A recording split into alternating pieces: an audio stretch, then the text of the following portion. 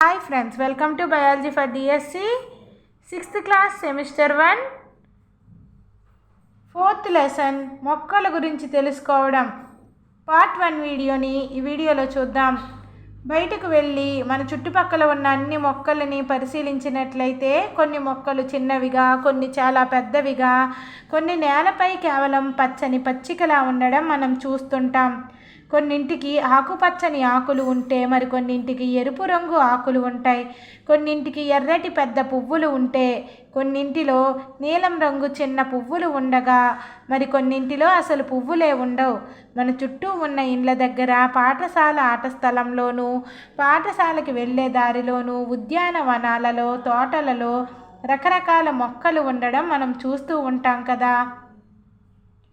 ఏదైనా మొక్క వివిధ భాగాలను తెలుసుకుందాం. ఇది వివిధ రకాల మొక్కల మధ్య గల తేడాలను అర్థం చేసుకోవడానికి మనకి సహాయపడుతుంది. మనం ఇక్కడ పటంలో మొక్క యొక్క భాగాలను చూడొచ్చు. నేల యొక్క క్రింద భాగాన్ని ఏమంటాం మనం? వేరు వ్యవస్థ అంటాం. మొక్కలో చూసుకున్నట్లయితే ఈ నేలకి పైన ఉన్నటువంటి దాన్ని కాండ వ్యవస్థ అంటాం. వేరు వ్యవస్థలో ఉన్నటువంటి భాగాలు ఏంటి? ప్రాథమిక వేరు, ద్వితీయ వేరు అనే భాగాలు ఉంటాయి. కాండ వ్యవస్థలో చూసుకున్నట్లయితే పుష్పము, ఫలము, కాండము, ఆకు, కనుపు నడిమి, మొగ్గ అనే భాగాలు కాండ వ్యవస్థలో ఉంటాయి. పటంలో చూపించిన మొక్క యొక్క కాండం, కొమ్మ, వేరు, ఆకు, పుష్పం, ఫలం మొదలైన భాగాలు మనం ఈ పటంలో గుర్తించవచ్చు. కాండము, కొమ్మ, వేరు, ఆకు, పుష్పము, ఫలము మొదలైన భాగాలు గుర్తించవచ్చు. ఇప్పుడు మనం గుల్మాలు, పొదలు, వృక్షాలను గురించి డిస్కస్ చేద్దాం. మనం ఒక మొక్క యొక్క కాండం అనేది సున్నితంగా ఉందా లేదా మందంగా ఉన్నదా అని తెలుసుకోవడానికి, సున్నితంగా లేదా గట్టిగా ఉన్నదా అని తెలుసుకోవడానికి ముందు మనం నిదానంగా వంచడానికి ప్రయత్నించవచ్చు. అలా వంచడంలో విరపకూడదు కదా, విరిగిపోకుండా జాగ్రత్త వహించాలి. ఎత్తైన మొక్కలు ఎంత మందంగా ఉన్నాయో చూడడానికి వాటిని కౌగిలించుకోవడం. నెక్స్ట్ ఇంకా కలుపు మొక్కల గురించి వద్దాం. మృదుకాండం కలిగినవేంటి? కలుపు మొక్కలు అంటే ఏంటి? పంట పొలాలు, పచ్చిక బయలు లేదా కుండీలలో తరచుగా కొన్ని అవసరం లేని మొక్కలు లేదా కలుపు మొక్కలు పెరుగుతూ ఉంటాయి. రైతులు తమ పొలాలలో ఈ కలుపు మొక్కలను తొలగించడం మనం చూస్తూ ఉంటాం. నెక్స్ట్ కొన్ని మొక్కలలో కొమ్మలు ఎక్కడి నుంచి పెరుగుతాయి? నేలకు సమీపంగానా లేదా కాండం పై భాగంలోనా అని మనకి గమనించవలసిన అవసరం ఉంది. ఇప్పుడు మనం ఒక పట్టికను చూద్దాం. ఈ పట్టికలో కొన్ని వర్గీకరణలు అదేవిధంగా ఉదాహరణలు చూపబడ్డాయి. ఇక్కడ మనం చూసినట్లయితే మొక్క పేర్లకి ఉదాహరణలు టమాటో, మామిడి, నిమ్మ. టమాటా యొక్క ఎత్తు కనుక చూసుకున్నట్లయితే పొట్టిగా ఉంటుంది. టమాటా యొక్క ఎత్తు. టమాటా ఆకుపచ్చగా ఉంటుంది. టమాటా మృదువుగా ఉంటుంది. టమాటా యొక్క కొమ్మలు కానీ మృదువుగా ఉంటుంది. టమాటా యొక్క వర్గం ఏంటి? గుల్మం అనే వర్గానికి చెందుతుంది. టమాటా ఎత్తు చూస్తే పొట్టిగా ఉంటుంది, ఆకుపచ్చగా ఉంటుంది, మృదువుగా ఉంటుంది. ఇటువంటి టమాటా లాంటి మొక్కలు ఏ వర్గానికి చెందుతాయి? గుల్మం. మామిడి మరొక ఉదాహరణగా తీసుకుంటే చాలా పొడవుగా ఉంటుంది ఎత్తు. మామిడి యొక్క ఎత్తు చాలా పొడవుగా ఉంటుంది, మందంగా ఉంటుంది, గట్టిగా ఉంటుంది. కొమ్మలు ఎక్కడి నుంచి కనిపిస్తాయి? కాండానికి పై భాగంలో కనిపిస్తాయి కొమ్మలు. మామిడి యొక్క వర్గం ఏంటి? వృక్షం. నెక్స్ట్ నిమ్మ యొక్క ఎత్తు సుమారుగా మన ఎత్తు అంత ఉంటుంది, గట్టిగా ఉంటుంది. కాండానికి కింది భాగంలో వస్తాయి ఆకులు. కాండానికి క్రింది భాగంలో వస్తాయి ఆకులు. ఈ నిమ్మ యొక్క వర్గం ఏంటి? పొద. నిమ్మ యొక్క వర్గం పొద.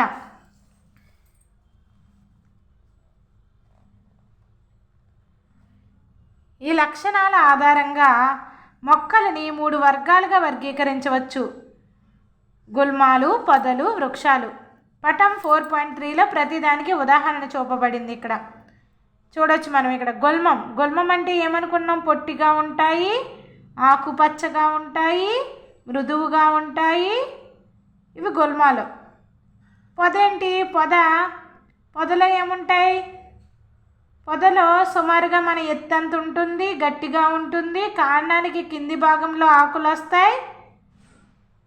ఇది పొద యొక్క వర్గానికి చెందుతుంది. ఇక్కడ నెక్స్ట్ మామిడి లాంటి వృక్షాల్లో చూసుకున్నట్లయితే చాలా పొడవుగా ఉంటాయి, మందంగా ఉంటాయి, గట్టిగా ఉంటాయి, కాండానికి పై భాగంలో వస్తాయి ఆకులు. ఈ వర్గం ఏంటి? వృక్షం అనే వర్గానికి చెందుతుంది.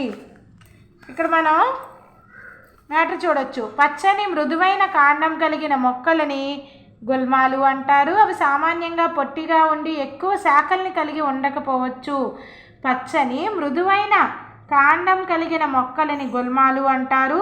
అవి సామాన్యంగా పొట్టిగా ఉండి ఎక్కువ శాఖల్ని కలిగి ఉండకపోవచ్చు.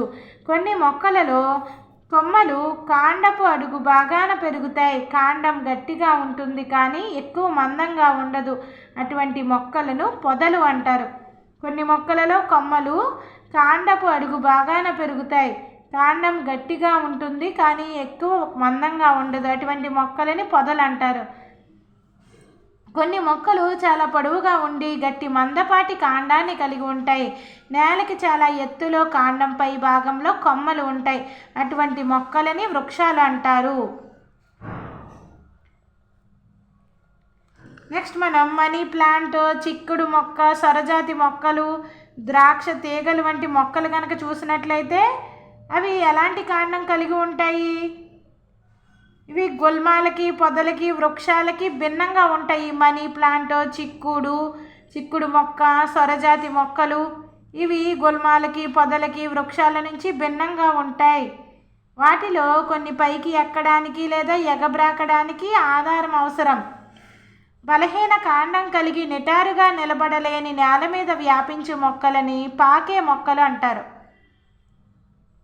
బలహీన కాండం కలిగి నిటారుగా నిలబడలేని నేల మీద వ్యాపించే మొక్కలను పాకే మొక్కలు అంటారు. దేనినైనా ఆధారం చేసుకుని పైకి ఎక్కే లేదా ఎగబాకే వాటిని ఎగబ్రాకే మొక్కలు అంటారు. ఈ పాకే మొక్కలు, ఎగబ్రాకే మొక్కలు గుల్మాలకి, పొదలకి, వృక్షాలకి భిన్నంగా ఉంటాయి.